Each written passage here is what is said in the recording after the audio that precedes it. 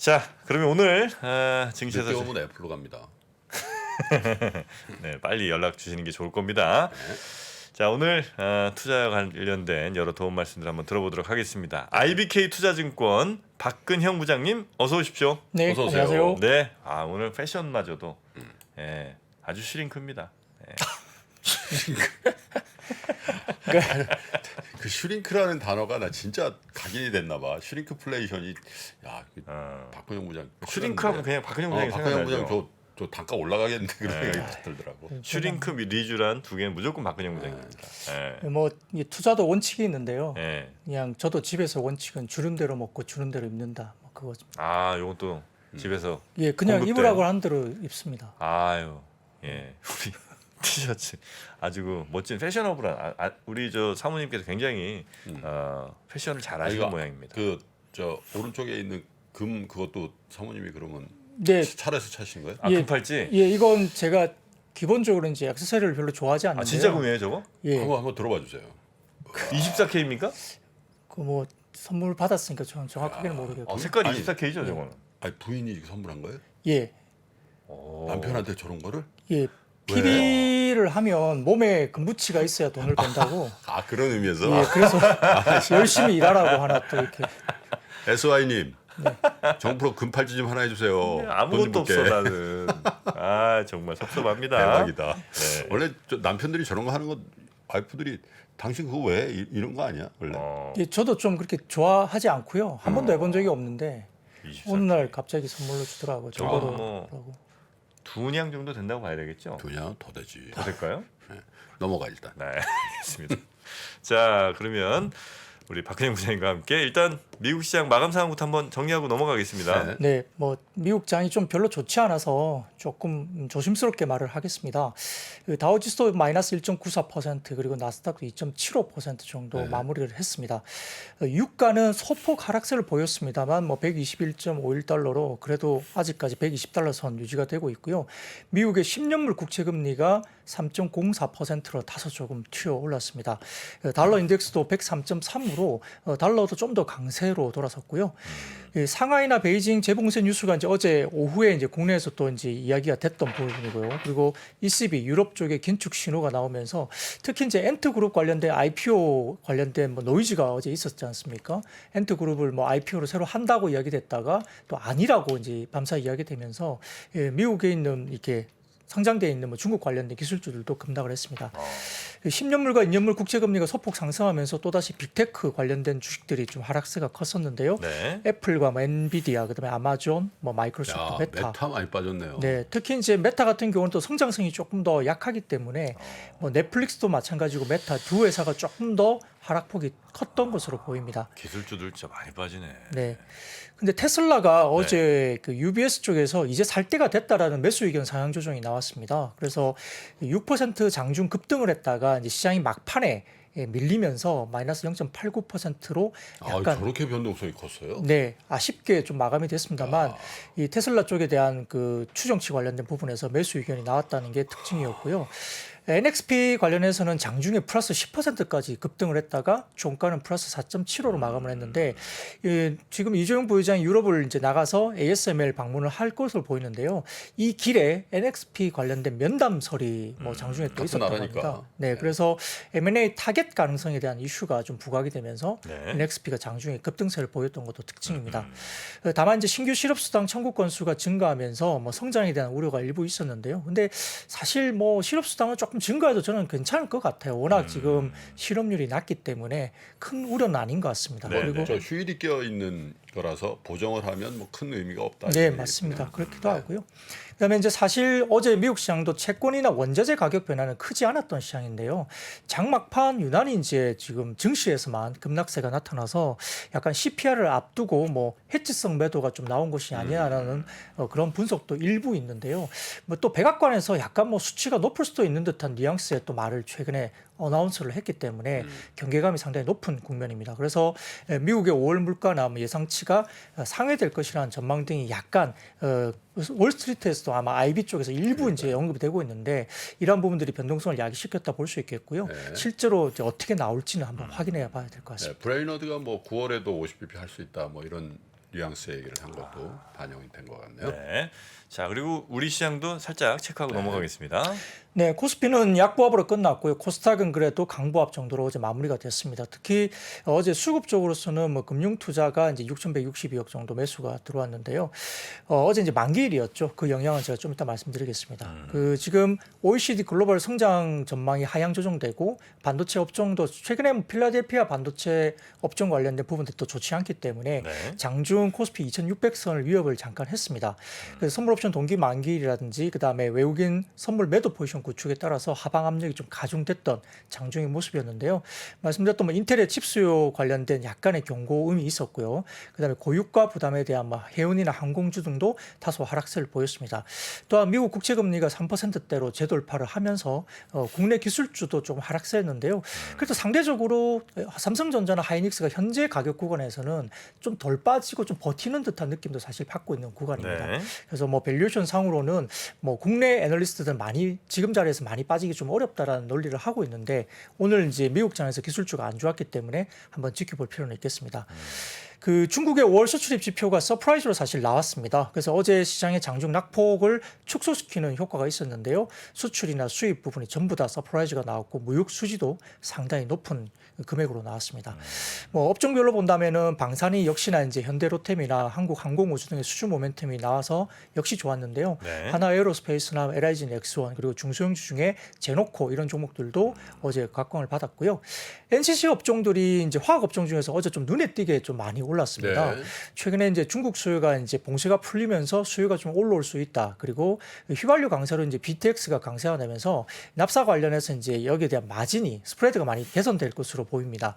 그래서 납사 가격이 급락이 보이면서 NCC 관련된 경쟁력이 부각됐고 대한유화가 좀 많이 올랐고요. 롯데케미칼도 부타디의 상승에 대한 수혜주로 거론되면서 일단은 단기적인 기술적 반등 구간으로 내부에서는 좀 워낙 많이 부정적인 것 같습니다. 빠졌죠. 저 네, 그렇습니다. 종합화학업체들. 네. NCC가 그 종합화학업체예요. 네. 그리고 어제 SM 등의 기획사들이 굉장히 괜찮았습니다. 에스파 그룹인데요. 두 번째 미니 앨범 걸스라는 이제 오타네요. 네, 걸스라는 그 미니 앨범이 있는데요. 예판 일주일 예판이 100만 장이 돌파가 됐다고 합니다. 그 지금 예판이 그렇죠. 일주일 동안 예판입니다. 그래서 100만 장 이상 판매한 걸그룹은 블랙핑크 이후에 처음 이벤트라 그러고요. 블랙핑크가 100만 장 이상 돌파한 게 그 데뷔 이후에 50개월 만에 돌파를 했다고 하는데요. 에스파가 21개월 만이라고 하니까 신인 그룹의 성장 속도가 굉장히 빠르다. 이걸 이제 증명을 한 거죠. 그리고 대부분 걸그룹이나 이렇게 시간이 뭐 4, 5년 뭐 이렇게 막 걸린다고 봤는데 실제 최근에 이 기존의 그룹들이 굉장히 잘 버텨주고 실적을 굉장히 올리고 있는 국면에서 새로운 그룹들이 빠르게 이제 정말 실적을 보여준다는 측면에서는 굉장히 좀 시너지 효과가 나면서 이 기획사들의 실적이 상당히 좋아질 수 있다는 시그널을 좀 줬다. 이렇게 이야기가 되는 것 같습니다. 야, 우리는 이 좋은 저자와 함께 좋은 책을 내도 예약 판매 뭐 몇천 권 하기가 쉽진 않잖아요. 그렇죠. 아니 오건영의 오건영 저자의 그 책이 지금 뭐 거의 1등 하고 있는데. 1등 하고 있는데. 그래도 몇만이지. 그래서 100만 에스파한테 우리 경제책 하나 내자 그럴까? 응? 에스파랑 경제책 하나 낼까요? 에스파하고 네. 잘 섭외해서 네. 주린이 클래스 한번 해봐. 그럴까요? 그리고 K 주린이 또 나오는 거 아니야? 와, 진짜 대단하네. 그러니까. 그래서 SM 같은 기획사들이 어제 좀 괜찮았군요. 네, 하이브도 어제 뭐 소폭 상승했고요. 대부분 SM이 어제 좀 눈에 띄게 좀 올랐습니다. 자, 그리고요. 에스파 중에 누굴 좋아? 에스파는요. 자, 멤버 다시 한번 불러드리겠습니다. 카리나, 윈터, 솔 같은 소리 하네. 무슨 소리야? 솔 없나? 지젤링링이야. 지젤링링? 네. 지젤링링이 뭐예요? 그 지젤링링 2명 아니야? 나무 멤버가? 이름이 지젤이에요? 무슨 링링이라? 무슨 소리 나와? 내가 외운다 그랬잖아. 지젤링링. 내가 그저께 분명히 공시했어요. 나 이제 걸그룹 보이그룹 다 이름 외운다고. 하도 구박을 당해갖고. 소울. 에스파의 소울은 4명이 하나가 되는 팀이라는 겁니다. 자, 그러면요. 얼른 넘어가겠습니다. 네, 자.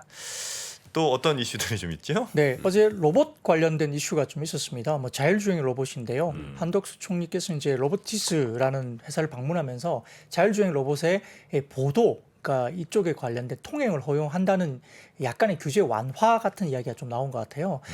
자율주행 로봇은 현행법상 차로 분류되어 있기 때문에 사실은 보도 통행이 안 되는 쪽이죠. 근데 이제 이 부분도 좀 통행을 허용하면서 다소 좀 규제가 좀 완화되는 듯한 이런 산업에 대한 이슈가 좀 있었습니다. 그래서 로봇 관련주들이 좀 올라오긴 했지만 실제 시장에서는 이 밸류에이션 측면을 좀 고려해서 종목에 대한 선별적인 접근을 좀 해야 되지 않느냐라는 의견들이 좀 많았던 하루였습니다. 네. 자, 그리고 네, 뭐 유가 강세 지속 때문에 여전히 뭐 정유라든지 태양광 관련된 에너지나 이런 쪽이 여전히 좀 견조하게 괜찮은 것 같고요. 미국의 지금 원유 재고량은 굉장히 더 높아진 것으로 발표가 됐지만 재고량이 근데 세부 상으로 보면은 휘발유 재고는 오히려 감소를 했기 때문에 유가가 올랐다라는 분석이 되게 많습니다. 그러니까 전체적인 재고 수량 관련된 지표는 재고가 많이 컨센보다 조금 더 올라온 거로 됐지만 그 내에서 휘발유 재고는 오히려 빠진 걸로 됐기 때문에 이 관련된 그 유가가 좀 더 강세를 나타낸다는 이야기가 있어서 정유나 태양광 같은 에너지들이 여전히 좀 강세를 보이고 있는 것 같고요. 그다음에 2차 전지는 뭐 아까 말씀하셨던 2035년부터 내연기관 차량 관련된 신규 판매 금지 방안에 대한 이슈가 있었기 때문에 뭐 어제는 에코프로비엠이나 포스코 케미칼, 그다음에 LNF, 장중 일진 머티리얼즈나 CIS 이런 종목들이 좋았는데 CIS는 또 이제 지금 매각 이슈가 있습니다. 맞습니다. 그래서 일부 대기업들이 상당히 좀 적극적으로 관심을 갖고 있다는 뉴스가 어제 장 막판에 나오면서 10% 가까운 급등세까지 보였습니다. 네. 자, 그리고 다음 뉴스는 뭡니까? 전체적으로 뭐 장 마감을 앞두고 국내 시장 같은 경우는 이제 북경 지역 일부에서 뭐 상하이나 뭐 베이징 쪽에 일부 이제 유흥 장소를 폐쇄했다는 소식이 들리면서 달러와 약세폭이 축소되고 뭐 국내 시장이 소폭 눌림을 나왔는데 유흥 장소라 하면 대부분 다 이제 노래방이나 그다음에 클럽, 그다음에 PC방 뭐 이런 쪽에 일부 폐쇄 이야기가 좀 있었던 것 같고요. 상해는 열리고 북경은 다시 좀 문제가 있고 그런가요? 상해하고 베이징 둘 다 둘 다. 일부 재봉쇄 이야기가 있었습니다. 그래서 시장이 좀 약간 화들짝 놀랬죠. 그 네. 부분 때문에 장중에 국내 시장이 소폭 눌렸는데 중국 시장은 그 관련된 이야기가 나왔음에도 불구하고 중국 시장 내에서는 또 외국인들이 순매수로 계속 이어갔다고 보고 있고요. 국내도 약간 뭐 막판에 좀 눌리는 약간 아쉬운 부분이 있었는데 다만 이제 어제 만기일이기 때문에 종가 무렵에 금융투자 측에 대규모 매수세가 유입됐는데요. 사실 종가 무렵에 기계적인 매수가 들어왔기 때문에 오늘 같은 경우는 오히려 또 물량 출회로 약간 부담을 줄 수 있다는 것도 좀 인식을 해야 될 것 같습니다. 네. 자, 그럼 이제 오늘 시장 전망하면서 투자 전략도 한번 참고해보는 시간 가져볼까요? 네, 뭐 시장에 사실 새로운 악재는 없습니다. 네. 뭐 경기 침체나 금리 이슈는 대부분 다 계속 반복되는 재료이기 때문에 그렇긴 하지만 시장에서 약간의 투자 심리 그리고 방향성에 대한 확신은 아직 없는 상태고 역시 거래대금이 감소하고 있기 때문에 에너지가 상당히 많이 소진되어 있는 상태입니다. 그래서 이번 CPI 발표에서 뭐 아주 강한 긴축을 뭐 시사하는 또는 인플레이션 관련된 아주 강한 인플레이션 재료가 나오지 않는다면은 사실 지난번 한 3번 정도 지지가 됐던 자리가 코스피가 2,550포인트입니다.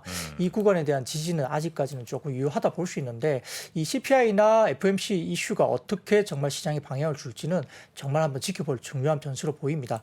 다만 이제 신규 매수 자금 유입이 좀 없다는 부분 그리고 고객 예탁금도 늘지 않고 소폭씩 이제 또 감소세를 보이고 있다는 점도 단기적으로 반등 자체도 그렇게 힘이 아주 없을 것이다. 아직까지는 좀 제한적일 것이다. 이렇게 볼 수 있고요. 그래서 이제 말씀드렸던 뭐 CPI나 FOMC가 변곡점이 될지 지켜봐야 되는 중요한 상황이라 시장에서 너무 지금은 적극적이보다는 뭐 확인하기 전까지는 조금 보수적으로 시장을 당분간 좀 관망하는 추세도 괜찮을 것 같다 싶고요. 다만 이제 최근에 뭐 좀 견조한 흐름을 보였던 에너지라든지 방산이나 항공우주 그리고 일부 이제 제약 바이오 등의 섹터들이 아직은 조금 상대적으로 선방할 가능성이 높다고 시장은 보고 있습니다. 그래서 뭐 전일 종가 무렵에 아까 말씀드렸던 그 금융 투자 관련된 대규모 매수세가 기계적인 매수가 들어왔기 때문에 이건 매물화 될 가능성이 많은 오늘 거죠. 그렇죠. 오늘 약간의 매물화 될 가능성도 있기 때문에 이 부분도 수급을 좀 체크해야 될 것 같고요. 지금 뭐 월 물가 관련해서는 헤드라인 지표가 전년비 8.3% 그리고 코어 CPI 같은 경우는 전월이 6.2였는데 오늘 같은 경우에 만약에 컨센 같은 경우는 5.9 정도로 지금 예상을 하고 있습니다만 이 부분이 비딩이 될지 아니면 뭐 더 정말 수치가 좀 더 높게 나와서 시장에 정말 악재로 작용할지는 좀 보셔야 될 것 같습니다. 네. 자, 그럼 이제 오늘 관련된 이슈들 몇 개만 좀 짚어보겠습니다. 네, 뭐 중국 상하이 재봉쇄 이슈는 있는데요. 사실 이 부분은 재봉쇄와 락다운의 어떤 약간의 그 어떤 우리가 그 뭐라 그럴까 약간 미묘한 차이 이런 걸 좀 보셔야 될 것 같고요. 시장에서는 뭐 락다운까지는 아닌 거라서 적극적으로 어떤 대응하는 기본적인 좀 차이가 있다라고 보는 상황이고 네. 그래서 물류나 생산 등에 영향을 주는 식의 락다운 재현 가능성은 아직은 좀 낮다고 시장은 분석하는 것 같습니다. 관련해서는 엊그젠가요? 그 안유아 교수님이 한번 네. 또 저희 출연하셨었잖아요. 네, 그거 한번 참고해 보시면 조금 더 자세히 들으실 수 있습니다. 네, 그래서 뭐 아직도 이제 뭐 이런 부분들이 뭐 단어가 뭐 봉쇄, 락다운, 뭐 확산 이런 단어에 조금 더 우리가 노출될 수는 있지만 아마 학습 효과 때문에 갈수록 변동성에 대한 부분들은 좀 잦아들고 중국은 어차피 경기에 대한 부분들의 방점을 굉장히 강조하고 있는 부분이라 그렇죠. 전면적인 뭐 락다운이나 이건 쉽지 않다. 그래서 약간 그런 부분들은 갈수록 변동성을 좀 낮게 갈 수 있는 부분으로 갈 수 있다 이렇게 시장이 되는 것 같고요. 근데 중국이 워낙 덩어리가 크니까 그지. 네, 그게 이제 걱정이죠. 네. 네. 그 두 번째는 이제 ECB가 이제 7월과 9월에 기준금리 인상할 수 있다는 이야기를 어제 결국 했는데요. 11년 만에 처음이라고 합니다. 그래서 7월에는 뭐 0.25, 25bp 정도 이야기되고 있는데 9월에는 뭐 50bp 정도의 빅스텝도 지금 시장에서는 약간 추정을 하는 것 같습니다. 거기에 대해서 약간 좀 우려를 좀 하는 것 같은데요. 경제 전망치도 다소 이제 여러 가지 부분에서 조금 뭐 하향 조정했고 물가 상승률 전망치는 좀 올리면서 시장을 조금 우려스럽게 했던 부분입니다. 다만 이제 지금 충분한 유동성 조건과 적절한 통화 정책 기조를 유지하는 데 필요한 자산 매입 프로그램의 재투자는 계속 하겠다는 약속이 유지됐기 때문에 시장에서는 생각보다 덜 매파적이었다 이렇게 바라본 것 같아요. 그 부분 때문에 ECB가 금리를 올린다는 발표를 했지만 달러화가 강세로 다시 돌아섰다. 점은 생각보다 좀 덜 매파적이었다는 판단을 시작을 하는 것 같습니다. 네. 예, 그리고 세 번째는 아까 말씀하셨던 뭐 EU의 2035년부터 클린카 입법한 이야기 때문에 이거는 뭐 간단하게 그냥 국내 배터리 관련된 이슈가 결국은 이 부분에서 좀 긍정적인 이슈가 아닐까 해서 간단하게 한번 갖고 왔고요. 그죠? 어제 이제 로보라이드 관련된 자율주행 시범 서비스가 있었는데 이제 뭐 오세훈 서울시장이나 원희룡 국토교통부 장관이 참여를 했던 그 현대 옵토 에버 사옥에서 어제 이제 이벤트가 있었다고 하거든요. 그래서 지금 테헤란로 중심으로 로보라이드 그 시승을 경험을 했다고 하는데요. 이게 이제 IM택시를 운영하는 진 모빌리티와 현대차가 협업한 프로젝트인데 어떻게 가는 거예요? 그게? 이게 이제 강남 지역에서 이제 자율주행 4단계 그러니까 비상시에도 운전자의 개입 없이 이게 차량이 자체적으로 대처 가능한 수준의 이 그 아이오닉 5 차량을 가지고 호출 서비스를 제공하는 어떤 그런 뭐 서비스라고 합니다. 테헤란 놈은 뭐 제일 복잡한 데 아니에요? 그렇죠. 한국에서. 네. 복잡한데 이제 다만 이제 도로가 크고 넓으니까 어쨌든 뭐 자율주행에는 그네도 좀 더 적절한 곳인 것 같긴 한데. 예, 저는 뭐 개인적으로 아직까지는 좀 확인하고 타보자는 생각이 좀 아직은 있어요. 만약에 서비스가 된다 하더라도. 이걸 지금 한다는 거예요? 그러니까 서비스를 하는 거죠. 그 이제 지금 그 한 제가 정확하게는 모르겠지만 한 2대 정도인가요? 이게 어쨌든 한다고 그러는데 네. 그 지금 현대차 같은 경우는 에이다스 기술을 갖고 있고 이걸 기반으로 뭐 자율주행 시범 서비스를 통해서 이제 기술을 좀 실증적으로 이제 증명할 수 있는 이런 기회로 이제 삼고 있는 것 같고요. 네. 택시 호출 플랫폼인 IM이라는 앱이 있다고 하는데 여기에 접속해서 로보라이드를 이제 호출 가능하도록 서비스를 제공할 예정이라고 합니다. 그래서 원희룡 국토부 장관이 이제 이렇게 시승한 뒤에 2025년도부터는 이 자율주행 버스 서비스를 하겠다. 그리고 2027년부터는 대부분의 도로에서 레벨 4 자율주행차를 이용할 수 있는 기반을 마련하겠다라고 이제 일단 언급을 했다고 합니다. 그래서 네. 서울시는 올해 테헤란로 시작으로 이제 내년에는 총 32개 도로 약 76km 정도 수준의 로보라이드 운행 지역을 확대할 것으로 이제 발표를 하고 있기 때문에 아무래도 자율주행이라든지 뭐 AI 기반, 에이다스 기술 이런 것들이 시장에서 조금은 이제 주목을 받을 수 있겠습니다. 야, 근데 정프로도 그거 이 거리 이거 차 앞차하고 그거 딱 해놓으면은 네. 그 기능 있죠. 그건 있죠. 그거 써요? 그 고속도로에선 써요. 아 나는 그거 처음 차 사가지고 한번 썼었거든. 네. 아 거의 안 쓰게 되더라고. 왜 겁나서요? 못 믿어. 가면 스톱 안 되면 팍 박치면 어떡할까? 이게 그렇진 않은데 언제가 문제냐면 보니까 제가 써보니까 응. 가다가 앞차랑 잘 유지해요. 뭐 40m 잘 유지하다가 차가 껴들어와. 차선이 그럴 수 있잖아요. 그렇지. 그때 얘가 살짝 늦더라고요. 아 그럼 확 들어오면 접촉 사고 날 수도 있네. 그럴 수도 있을 것 같고 그다음에 또 하나는 약간 그 커브길 가면 앞에 없잖아요. 왜냐면 차는 커브를 돌아서 왼쪽으로 가고 있고 나는 이제 보는 건 앞을 보고 있으니까 갑자기 급발진하는 경우가 있더라고요. 전에 보면 앞에 아무것도 없는 줄 알고 그런 거 좀 조심하는 거 말고는 뭐 크게 그냥 직선 도로에서는 뭐 괜찮던데요. 예. 근데 하여튼 못 믿으신다는 거죠? 그런가 봐. 예. 잘 안 하게 되더라고. 자, 하여튼 뭐 그런 것 정도. 나는 사실 좋은 차 탈 필요가 없는 사람이야. 예, 형님은 120km 이상 놓지를 않으니까 뭐. 예, 로얄 살롱 타시면 딱 맞아요. 5톤 정도는 있어야죠. 5톤. 5톤 있어야지. 5톤 있어야죠. 자, 그리고요. 네, 그 폐배터리 대장주라고 시장에서 알려져 있는 성일 하이텍이라고 네. 비상장 주식이 있는데요.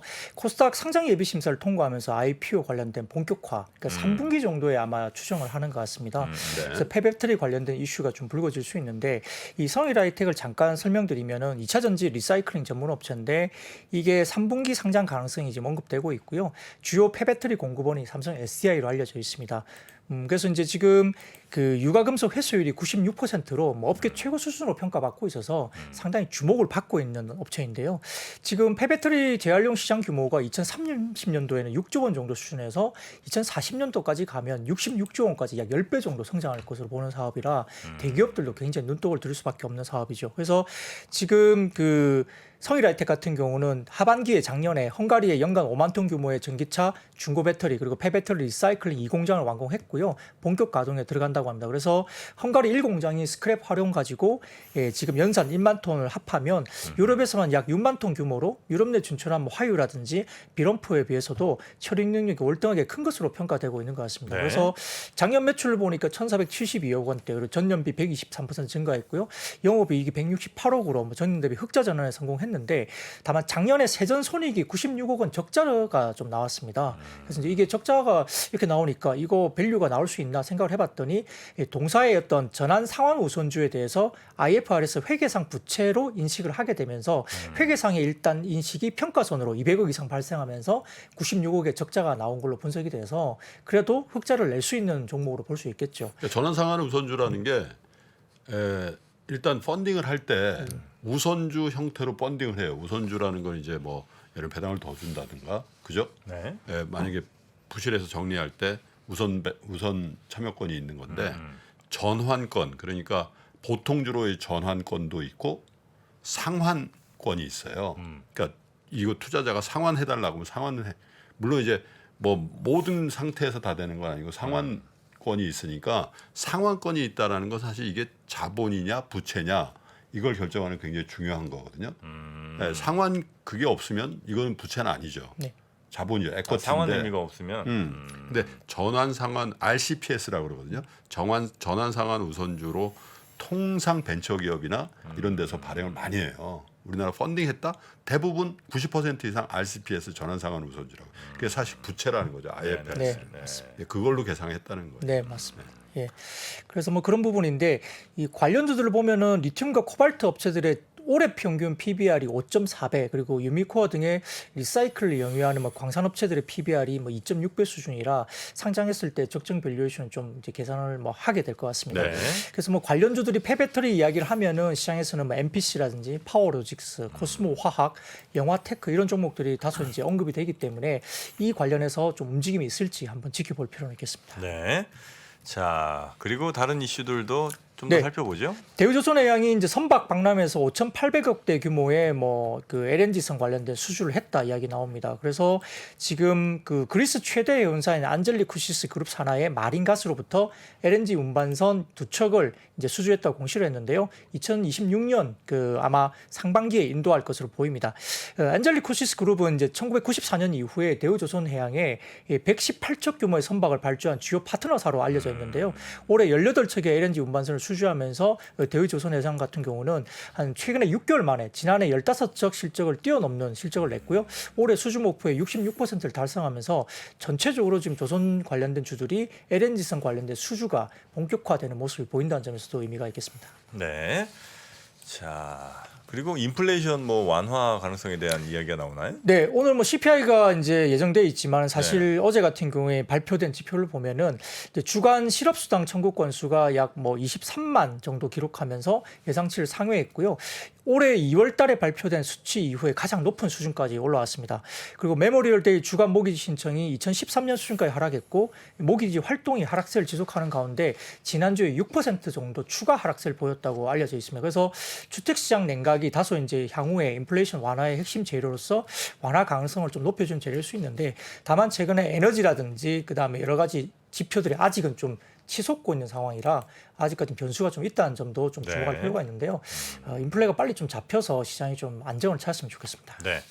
자, 그리고 폴리실리콘이 6월 중순부터는 좀 상승이 예상된다고요. 네, 뭐 에너지 트렌드라는 그 이제 약간 그 사이트가 있는데 이런 쪽에서 폴리실리콘 관련된 시황을 이제 어제 잠깐 코멘트를 내서 태양광 산업 이야기했는데요. 때문인 거죠? 그렇죠. 그래서 네. 6월 중순부터 그 에너지 트렌드에 의하면 6월 중순부터 가파른 폴리실리콘의 가격 상승이 예상된다는 코멘트가 하나 네. 있었어요. 그래서 이게 생산량이 수요를 충족하지 못하는 수준이라고 분석을 했는데요. 최근에 뭐 아무래도 이제 여러 특히 이제 중국 같은 경우도 마찬가지고 미국도 이 특히 이제 태양광 관련된 정책을 강하게 펼치고 있어서 일단 아직까지는 좀 더 이제 폴리실리콘이나 이런 태양광 업종에 대한 부분들이 강세 요인이 여전히 유지되고 있는데 주가가 최근에 조금 올라서 약간 쉬어가는 구간이 생길 수도 있는데요. 그래도 이 여러 가지 어떤 환경은 여전히 이제 태양광 쪽에 조금 우호적인 환경이 계속 지속된다 이렇게 볼 수 있겠습니다. 네. 자, 뭐 끝으로 뭐 카지노주 뭐 이쪽 뭐 네, 일본 네, 네. 때문에 그런가요? 이거는? 네, 뭐 마지막으로 이제 짧게 말씀드리면 네. 뭐 사실 어제 미국장에서도 카지노 관련주는 어제도 좀 좋지는 않았어요. 미국 시장에서도. 그런데 이제 국내에서는 이제 6월 달 정도부터는 일본에서 이제 한국과 일본 사이에 이제 오고 가는 게 열리잖아요. 그러니까 일본 그 큰 손들이 대부분 카지노는 중국이나 일본의 큰 손들이 되게 많다고 합니다. 그래서 네. 일본 쪽에 큰 손들이 한국에 좀 많이 들어오지 않을까 싶은데요. 최근에 이제 수급을 보면 관련주들도 뭐 올 한 달 동안 외국인들이 강원랜드 주식을 약 1,010억 원대 정도 이제 순매수를 한 걸로 분석이 됩니다. 그리고 GKL이나 파라다이스도 외국인들이 순매수 5월달에 했다는 규모 때문에 다소 좀 기대감을 갖고 들어온 것 같은데요. 5월 중순부터는 사이드 베팅 그러니까 이제 게임 테이블에 앉아 있지 않고 서서, 옆에서 서서. 이제 간접적으로 돈을 거는 형태도 통상 지금 쪼칭이라고 하죠. 그렇죠. 뭐예요? 쪼찜 붙는다. 그래서 쪼칭이 뭐야? 네. 네. 그래서 그게 이제 가능해지면서 일매출이 최근에 눈에 띄게 호전되고 있다고 합니다. 네네. 그래서 이제 신한금융투자 보고서에 따르면은 이제 올해 5월 기준 GKL과 파라다이스의 합산 드롭이라고 하면 이제 베팅 금액이 2,931억 그리고 매출액은 353억. 그러니까 이제 전년 대비 각각 19%와 49% 급증했다고 이제 보고서 나왔고요. 네. 강원랜드는 이제 올해 1분기 연결 기준 매출액이 전년 동기 대비 132%나 증가한 네. 2,270억대까지 올라왔다고 합니다. 그래서 전체적으로 지금 카지노 방문객과 드롭액, 그 드롭액은 이제 카지노 칩 구매액을 말하는 거고요. 이게 개선되고 있고 홀드율, 그러니까 이거는 드롭액 중에 카지노가 거둔 구매액을 이제 홀드율을 하는데 이게 굉장히 안정적으로 실적이 회복 기대감 상당히 높아지고 있다고 하거든요. 네. 그래서 지금 말씀드렸던 일본 관광객이 들어오면 이런 부분이 상당히 좋아지는데 리오프닝 하면은 카지노도 있고 이제 여행주도 있지 않습니까? 네네. 그래서 상대적 비교를 좀 신한금융에서 보고서에서 언급을 하면서 카지노 산업의 수요는 산업 특성상 리드타임, 그러니까 리드타임이라면 주문해서 최종 생산까지 걸리는 시간이잖아요. 근데 카지노는 이런 게 없다는 거죠. 그냥 건물만 있으면 사람만 들어오면 매출이 바로 찍힌다는 것 때문에 그 리드타임이 없이 즉각 회복되는 산업이라 굉장히 좀 이런 부분에서는 리오프닝의 수혜주가 좀 즉각적으로 나타날 수 있는 산업이 아니냐 이렇게 이야기를 하는 것 같고요. 그래서 이제 시장을 질렀던 여러 가지 인플레이션 우려에 또 자유로운 산업이다. 그래서 여행주보다는 뭐 카지노 쪽에 좀 더 우위를 두고 좀 지켜보자는 이런 논리의 리포트가 나온 걸로 보입니다. 네. 자, 오늘 여기까지 우리 박근영 부장님이 오랫동안 너무 고생해 주셨죠. 2주간 아침 시간을 매일같이 이렇게 또 해주셨는데 우리 박병창 부장님이 이제 다시 회복이 좀 되셨. 아 어제 통화했는데 잘 붙었대요. 일단 네. 막막이 잘 붙었는데 조금 더 쉬셔야 될까요? 아니 근데 이제 오늘 좀 결과를 보자. 아, 결과를 보자. 그래서 네. 이제 통화를 하기로 했는데 일단 건강에 아무 문제는 없고 대신 약간 이제 멍한 그런 느낌. 네. 원래 그래요. 그게 이제 가스를 넣거든. 붙이려면 눈에 가스를 넣어요. 아, 그래요? 근데 가스가 이제 빠지는데 한 2달 완벽하게 빠지는데 한 2달 정도 걸린다. 눈에 지금 가스가 있어요, 그러면? 살짝 넣은 거지. 네. 그래서 아 그거 몰라요? 저는 몰랐어요. 아, 눈에 대해 관심 많을 것 같은데. 아니 근데 아니, 막막박리는 처음이라. 아, 내 친한 친구가 막루막걸리 한번 걸렸었어. 네네네. 그래서- 가스로 네. 붙이는구나. 그래서 어쨌든 회복이 잘 되고 있고 네. 수술이 또 잘 됐습니다. 김규현 원장님이 또 엄청 신경을 써주셔가지고 아, 그 있잖아요 이촌동에 센트럴. 센트럴 안과. 네, 감사합니다. 하여튼 고맙습니다. 정프로도 봐줘, 저도 봐줘. 하여튼 3프로 관련된 분들은 다 봐주고 있죠. 네.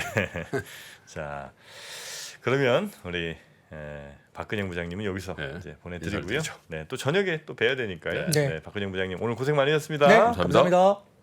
최준영 박사의 위즈덤 칼리지 강의 개별 판매가 시작됩니다. 정말 많은 분들이 요청해 주셨고요. 저희가 고민 끝에 결정하게 됐습니다. 역사의 지혜 12시간의 강의 그리고 4시간의 Q&A 세션 총 16시간 분량으로 27만 9천 원에 수강하실 수 있습니다. 최준영 박사님의 개별 강의를 기다리셨던 분들은 지금 바로 아래 링크를 클릭한 후에 신청하시면 되겠습니다. 문의사항은 010-3898-2324 문자로 혹은 전화로 주시면 되겠습니다.